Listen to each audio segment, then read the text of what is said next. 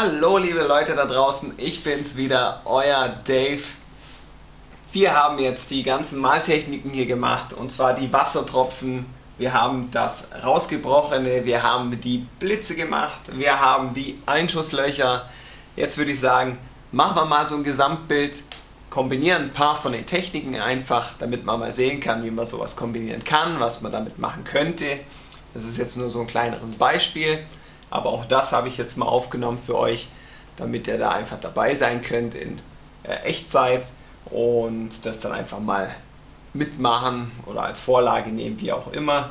Da habe ich eben mein Dave's Art of Air ein bisschen mit den Anfangsbuchstaben genommen als Flüssigkeit, eben dieses Sandige im Hintergrund, dieses Zerbrochene, das diesmal, dass es nach innen fällt mehr und die Blitze ein bisschen kombiniert. Und wie ich das Ganze gemacht habe, das zeige ich euch jetzt, und ich würde sagen, ab zum Maltisch.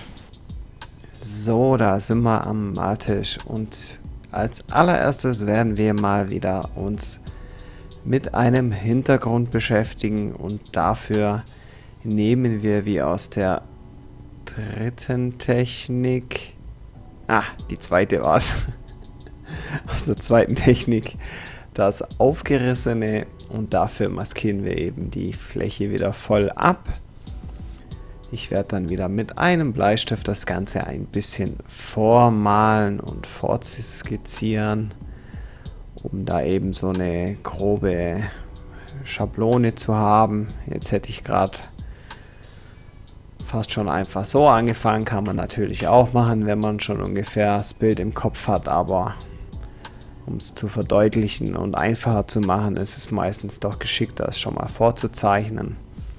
Das wird eben dieses Aufgerissene sein, und dazu fügen wir eben noch den Schriftzug Dave's Art of Air in den Hintergrund ein, und die Schrift werde ich wie in der ersten Technik als Flüssigkeit darstellen. Ich werde dafür auch die gleiche Technik auch für benutzen. Man kann es quasi nicht nur als Tropfenform oder so benutzen, sondern halt auch als Schrift. Also da kann man sich mit den Techniken insgeheim eigentlich mega austoben und rumexperimentieren. Und ja, die Skizze ist jetzt bald fast fertig, und dann werden wir das Ganze mal wieder kurz beschleunigen, damit ihr nicht zusehen müsst, wie ich das Ganze penibel ausschneide. Sondern dass einmal zack zack geht, und dann würde ich sagen, sehen wir uns gleich wieder.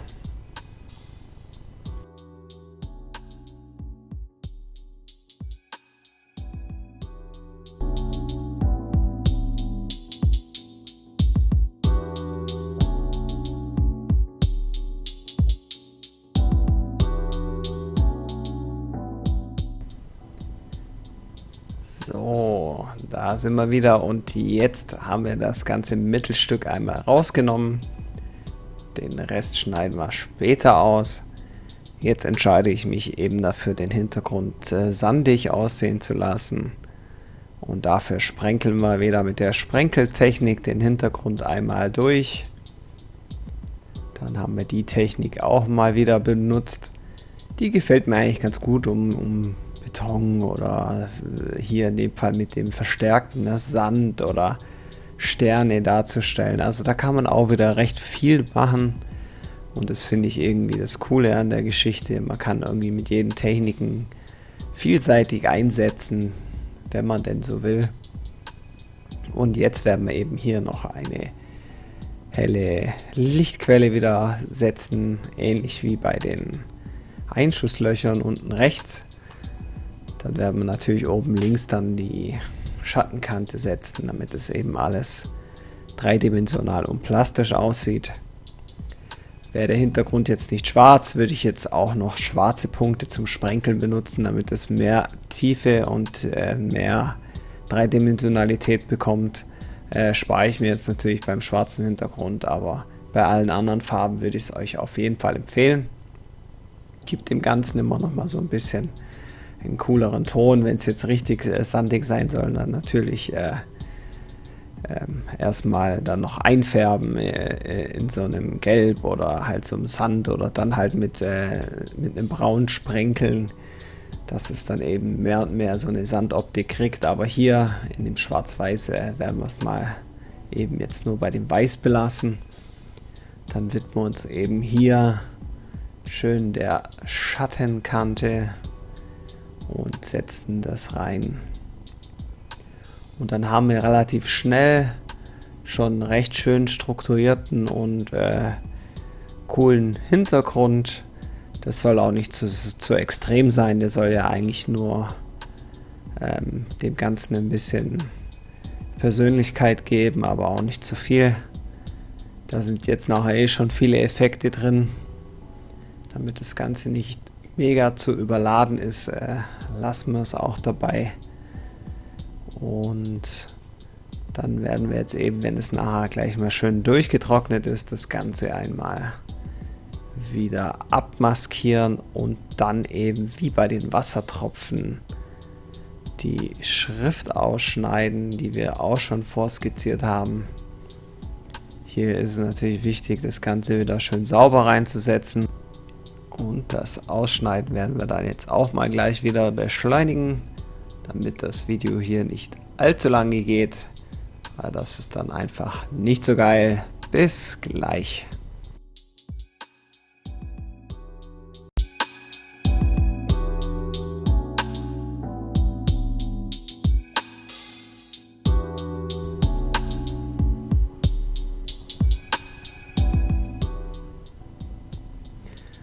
Oh, hoppla, da ist mir wohl ein bisschen Ausschneidematerial flöten gegangen, aber sei es drum. Dann war das halt eine super Beschleunigung. Ihr denkt euch einfach den Teil und dann passt es, ja. Jetzt fangen wir eben an, wie bei den Wassertropfen wieder eine Schattenseite zu bemalen. Wie auch bei den Tropfen ist natürlich jetzt hier mit dem Hintergrund, das habe ich auch dort schon gesagt, nicht ganz so ideal. Ein farbiger Hintergrund hebt den Effekt natürlich noch viel weiter an, macht es noch viel geiler. Ja, damit müssen wir jetzt halt leben. Gibt aber immer noch einen coolen Effekt. Vor allem in echt sieht es noch einiges besser aus wie auf der Kamera. Da stimmen auch die Schwarzwerte immer nicht ganz so geil, das merkt man dann meistens am Endbild. Wenn man das abfotografiert, das sieht dann die Kontraste noch viel höher. Mit dem Firnis oder mit der Versiegelung ist es dann meistens, kommt nochmal mehr Farbe raus. Und dann sieht es immer gleich 1000-mal besser aus. Jetzt kommt natürlich wieder die helle Leuchtquelle. Da gucke ich natürlich auch, dass ich nach unten hinweg ein bisschen stärker ansetze, wo das Licht rein trifft. Und dann gibt das Ganze, wird dann nachher gleich wieder rund. Und ja, wir machen es eben wie bei den Wassertropfen. Alle Schritte einfach gleich. Und dann kann da auch nichts schief gehen. Falls ihr das noch nicht gesehen habt, schaut es euch gerne an. Das ganze Tutorial hier mit der Leinwand, da sind verschiedene Techniken eben dabei. Da kann man immer was lernen, man lernt nie aus. Auch ich lerne immer wieder neues Zeug. Und wie gesagt, lasst mir gerne ein Like oder Abo da. Das supportet mich immer. Ich sehe auch immer wieder dieselben Verdächtigen, die fleißig dabei sind. Vielen Dank dafür, für den Support. Grüße gehen da raus an Donald795.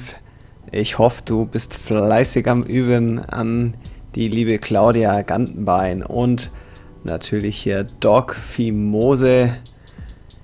Ja, wie gesagt, danke für euren Support. Freut mich immer wirklich wieder, dass es euch so gut gefällt und hilft. Das macht mir gibt mir immer wieder einen neuen Antrieb weiterzumachen und habe da auch meine Freude mit. Es werden auf jeden Fall die nächste Zeit noch ein paar Videos kommen. Habe ich noch ein paar Sachen vor. Malhintergründe. Ich hab's gesagt, ich mache ein Video dazu. Hab's tatsächlich vergessen. Da nochmal Dank an Doc Fimose. Er hat mich nochmal dran erinnert. Ich werde es auf jeden Fall machen. Das finde ich nämlich ein spannendes Thema und gibt auch ein paar interessante Sachen zu. Dann habe ich jetzt gerade noch ein Video, was die Nadeln betrifft, wie man die wieder schön gerade machen kann. Recht easy, sehr gut. Und ja, ich habe auf jeden Fall noch einiges vor. Muss mal schauen, wie ich es zeitlich unterbringe, aber da kommt auf jeden Fall noch was. Also freut euch drauf. So, jetzt aber wieder abgeschweift. Jetzt gucken wir mal wieder weiter. Und zwar kleben wir jetzt wieder die Buchstaben und setzen die natürlich wieder sauber auf und gucken, dass das einigermaßen passt. Da müsst ihr mal schauen, je nachdem welchen Untergrund ihr auch habt, dass die Airbrush-Farbe immer schön trocken ist, weil zu schnelles Arbeiten wie bei dem Lippenvideo, jetzt blende ich euch gleich mal kurz ein, das kann richtig ärgerlich sein und da habe ich mich auch richtig geärgert. Wenn dann die ganze Arbeit so kaputt ist und mal wieder von vorne anfangen muss und rumwürgen, na, das macht keinen Spaß.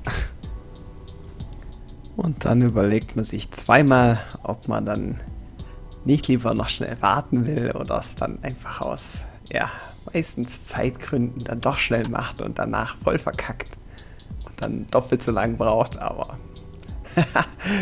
jeder muss seine eigenen Erfahrungen machen. Das wird mir sicher nicht so schnell mehr passieren. Jetzt aber weiter am Text, was ist denn heute los, Mensch? Wir machen jetzt hier noch schön die Schattenkanten dran. Da gehen wir, wie gesagt, einfach nach dem ersten Tutorial nach. Dann kann nichts passieren, dann seid ihr auch auf der sicheren Seite. Mit dem Schatten und so immer schauen. Ich decke jetzt natürlich wieder brutal viel vom Untergrund ab. Es ist hier vielleicht teilweise ein bisschen zu viel, da geht ein bisschen zu viel Hintergrund verloren. Liegt aber auch halt an der schwarzen Leinwand, die war nicht geschickt gewählt von mir. Die hatte ich halt so noch über. Aber da machen wir jetzt einfach weiter. Und dann versuchen wir jetzt nämlich da auch wieder mehr Dreidimensionalität reinzubekommen, indem wir jetzt nachher wieder ein paar Spiegelungen reinsetzen. Hier hat jetzt zum Glück alles gehoben, aber die Leinwand verzeiht so viel Farbe dann doch ein bisschen besser wie Kunststoff oder Metalluntergründe. Da würde ich auf jeden Fall deutlich länger warten. Hier war ich mir schon mal ziemlich sicher, dass es funktioniert. Ich arbeite nämlich ganz gern auf Leinwänden, die saugen einfach schön und die verzeihen einem auch mehr Fehler. Ja, jetzt machen wir das eben an jedem Buchstaben. Da auch die Devise weniger ist mehr. Öfters mal vielleicht auch noch ein bisschen oder wieder einfärben und dann nochmal ein bisschen mit Highlight Weiß drüber gehen, damit es einfach nicht zu krass aussieht. Eigentlich wollte ich den letzten Buchstaben aus dem Bild raushängen lassen, indem ich den über die Kante mal. War am Anfang der Plan, habe ich dann aber während dem Arbeiten irgendwie verpeilt und dann auch vergessen. Ich merke, ich vergesse zurzeit ziemlich viel. Aber es ist gerade auch einfach so viel los. Wer kennt das nicht, den Alltagsstress und Kinder und hast du nicht gesehen. Aber es sieht ja immer noch fantastisch aus, das Bild, und deswegen kann man das eigentlich verzeihen. Jetzt kleben wir nochmal die äußere Schicht drüber. Das mache ich aber auch nur, weil ich wieder den Kontrast von dem schwarzen Untergrund ein bisschen erhöhen will, indem ich den Buchstaben nochmal schattenmäßig ein bisschen einfärbe. Deswegen behaltet die Schablonen, die ihr an den Projekten immer habt, immer auf, damit ihr notfallshalber nochmal nacharbeiten könnt, so wie ich jetzt in dem Fall. Das ist natürlich hier ein mächtiges Gefummel, aber das kriegen wir auch hin. Da müssen wir halt dann schauen, dass er einigermaßen sitzt. An der hellen Stelle sieht man, der sitzt jetzt nicht hundertprozentig, aber dadurch, dass wir nur die schwarze Seite machen, die nochmal ein bisschen erhöhen, ist es jetzt nicht so wild. Und da überdecke ich wieder relativ viel von den Punkten, die werde ich gleich nochmal setzen. Aber wie gesagt, das ist leider der Untergrund, der schwarze. Da hätte eigentlich die erste Schicht bei einem anderen Untergrund wahrscheinlich schon total ausgereicht. Hier eben nicht. Da muss ich jetzt ein bisschen mehr drauf ballern. Aber das funktioniert dann auch noch. Ihr seht es jetzt nicht so gut, ich dafür schon. Es hat sich jetzt doch deutlich mehr vom Untergrund abgesetzt. Da hätte ich vielleicht auch noch ein bisschen mit mehr weißen Sprenkeln arbeiten können, um die Schrift nachher besser im Kontrast zu setzen. Aber hinterher ist man immer schlauer. Da probiere ich auch immer ein bisschen rum. Wie gesagt, man muss einfach ein bisschen rumprobieren mit den ganzen Sachen. Wenn es einem irgendeine Arbeit nicht gefällt, dann macht es so lange rum, bis sie euch gefällt. Ich mache das auch oft, wenn mir manche Sachen gar nicht gefallen, dann mache ich die von mir aus, wenn es sein muss, komplett von vorne. Da kenne ich nichts. Das ist der eigene Anspruch bei mir, dass es halt einfach vernünftig sein soll. Und wenn ich merke, irgendwas ist Käse, dann mache ich da halt so lang rum, bis es passt, bis ich damit zufrieden bin. Und das ist es jetzt hier auch. Und deswegen setzen wir nochmal die Lichtquellen und schauen da einfach, dass es dann auch wieder gut sitzt. Bei der Schrift natürlich ist jetzt nicht so sauber ausgeschnitten. Gerade beim O und so, da könnt ihr euch natürlich mehr Zeit lassen, das noch runder auszuschneiden, damit es einfach mehr nach einer Flüssigkeit aussieht. Hier ein bisschen hakelig. Da würde ich auch eher zu meinem Plotter greifen. Den habe ich auch schon etwas länger. Damit kann man auch schöne Schriften und andere Sachen rausplottern und lässt sich auch super im Airbrush-Bereich benutzen. Da mache ich vielleicht auch mal ein Video zu, wenn ich lustig bin, wenn es euch interessiert. Damit kann man nämlich auch sehr viel Unfug anstellen. Sehr guten. Und ja, jetzt haben wir nochmal so ein bisschen die Lichtreflexe am Boden gemacht, um das nochmal ein bisschen zu verstärken. Und dann haben wir schon unseren Hintergrund mit der Schrift drin. Und dann werden wir langsam zum nächsten Schritt kommen.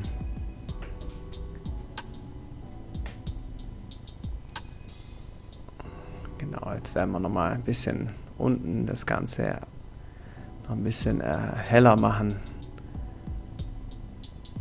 damit wir da noch ein bisschen mehr Kontrast reinbekommen. Jetzt ziehen wir mal das ganze Spektakel ab.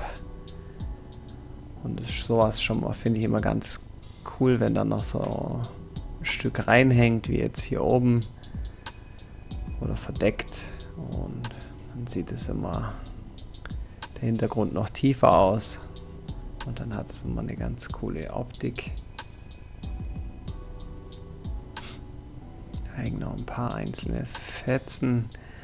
Da ich das vorhin am Anfang beim Ausschneiden die Cutterklinge nicht scharf war, sondern relativ stumpf, habe ich die nochmal schnell abgebrochen und habe es dann nochmal geschnitten. Und das ist jetzt genau das, was halt übergeblieben ist. So ein kleiner Zwischenrand. Den muss ich jetzt natürlich überall noch abholen, damit das Ding jetzt auch weg ist. Und dass alles schön sauber und glatt ist. Und jetzt werden wir den Hintergrund, das Gebrochene, nochmal ein bisschen herausholen. Und das werden wir eben machen, wie bei den Rissen und wie bei dem Video beim zweiten mit dem Aufgebrochenen, mit dem Rand. Hier zeige ich es euch nochmal mit dem Pinsel. Kann man mit dem Pinsel machen, muss man nicht. Ich zeige es euch einfach nochmal. Ich würde es sonst auch mit der Airbrush machen. Aber hier kriegen wir natürlich jetzt auch einen sehr hohen Kontrast hin. Das akzentuiere ich jetzt hier nur, damit es einfach besser rauskommt. Vor allem das Stück, was jetzt so weit vorne rausgebrochen ist. Einfach weil durch das ganze Schwarz und Schwarz hat man das jetzt nicht ganz so gut gesehen und dadurch wirkt das Ganze halt nochmal ein bisschen besser. Ist jetzt natürlich lichtquellentechnisch nicht ganz korrekt, aber ich glaube, da kann man auch gern mal ein Auge zudrücken. Es muss ja nicht immer alles 100% der physikalischen Regeln hier korrekt sein, sondern da lassen wir mal 5 gerade sein und lassen es halt einfach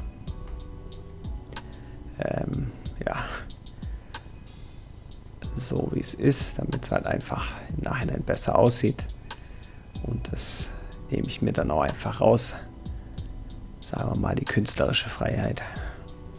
Es fällt wahrscheinlich nur mir auf und es wäre euch wahrscheinlich gar nicht aufgefallen. Oder jemand anderen, aber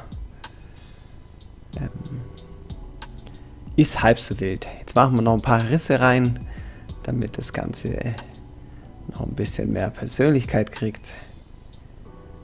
Und ziehen das eben noch mal ein bisschen nach. Jetzt noch mal so ein paar feine Linien wie bei den Blitzen. Ja, das macht immer Spaß mit der Airbrush, solche Sachen zu machen. Ich habe da mal richtig viel Bock drauf. Wenn man mal die Technik halbwegs raus hat und seine Airbrush unter Kontrolle hat, dann macht das Ganze immer richtig viel Spaß. Ihr müsst halt einfach weiter motiviert bleiben und weiter am Üben sein. Nur Übung macht den Meister. Ich habe am Anfang auch richtig bescheiden angefangen und war auch oft gefrustet, aber es ist so mit allem im Leben, Übung macht den Meister und da müsst ihr einfach am Ball bleiben. Dann werdet ihr einfach besser. Und hier machen wir jetzt zum guten Schluss noch einen fetten Blitz über das Ganze. Die gehen ja recht easy und ihr wisst ja, ich bin ein Fan von Blitzen und das darf natürlich im Endbild natürlich auch nicht fehlen. Da kommt ein Blitz rein und zwar ein dicker. Und farblich habe ich gerade mal so richtig Bock auf ein geiles Rosa. Deswegen werden wir den auch schön rosa oder pink einfärben. Da kann man sich halt austoben, wie man will. Im dritten Video waren die ja blau. Jetzt zeige ich es euch einfach mal mit so einer knalligen Farbe. Hat aber irgendwie auch was. Sieht irgendwie ziemlich cool aus, meiner Meinung. Ich finde es immer bombig, wenn es so leuchtet. Und ja, ist eine coole Technik.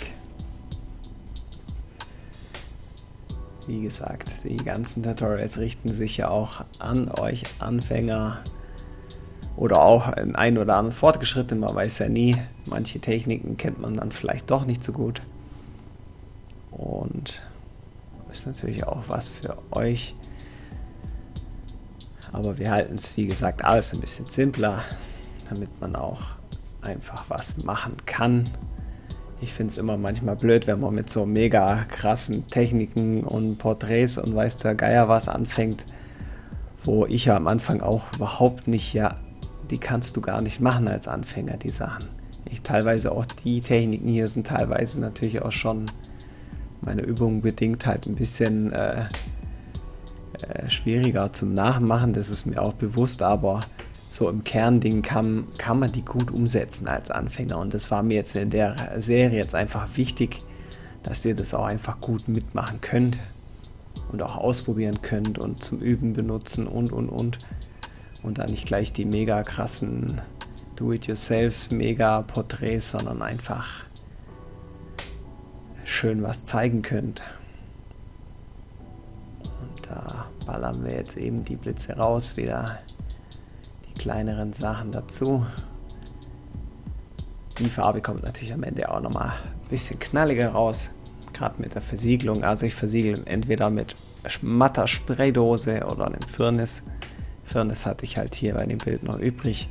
Ist aber nicht so meine Wahl, weil das Auftragen mit Pinsel kann ab und zu den Untergrund angreifen oder sogar beschädigen. Das ist nicht so geil, deswegen greife ich da doch oft zur normalen matten Spraydose und sprühe die Bilder damit ein und versiegel sie damit sie auch einfach abwaschbar und lichtgeschützter sind etc.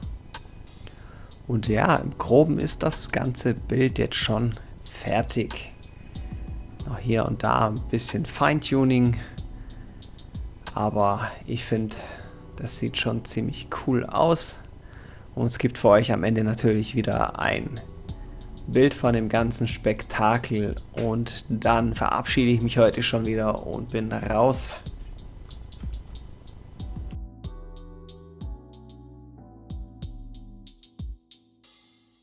Vielen Dank fürs Zuschauen. Ich hoffe, ich kann euch mit den Techniken ein bisschen weiterhelfen.